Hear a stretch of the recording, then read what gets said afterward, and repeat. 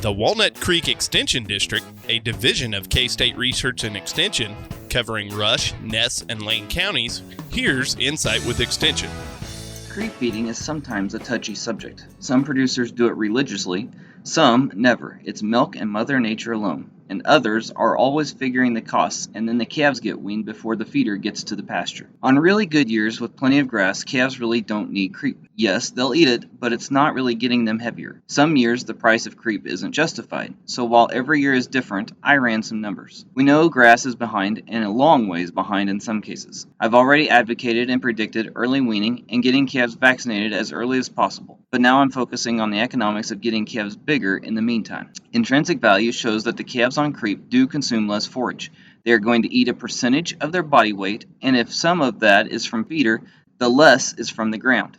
Research shows some conflicting data on the practice reducing pressure on the cows. Some show that there is less pressure on the cow, and others show that the milk is consumed first, so they are nursing while eating and grazing, so it's kind of a wash.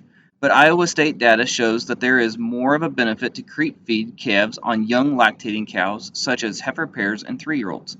They are still growing, and milk potential is not fully reached, so creep feeding the calves does help the cow more. These are general numbers. A Google search will find a value of creep feeding from nearly every land-grant university, as it has been studied widely. However, most of the charts are way below current feed costs and way below current calf values. So do your math, it's imperative. If we start with a 300-pound calf getting creep for 90 days and 1% consumption, or 3 pounds per day, it will eat a total of 270 pounds. That same creep costs $400 a ton, or 20 cents per pound, so their feed cost per head is $54. 270 pounds times 20 cents. With a 5-to-1 ratio, meaning 5 pounds of feed per 1 pound of gain, that brings the gain to 54 pounds as well. So the pounds of feed equals the cost of feed. However, the market price of the pounds sold is way more than 3 times higher. A 450-pound steer at today's prices is around $3 a pound. So while I'm figuring pretty light calves in my scenario, older calves can benefit too. Much like everything else, inflation is huge, so the numbers are high, but so is the potential return. This is figuring feed costs alone, no depreciation on the equipment, rent on the feeder, or mileage costs either. But these amounts will not deplete the returns. Also, using custom blends that contain salt and ionophores will also help to keep the consumption in check, because we want the calves to get bigger, but not fat.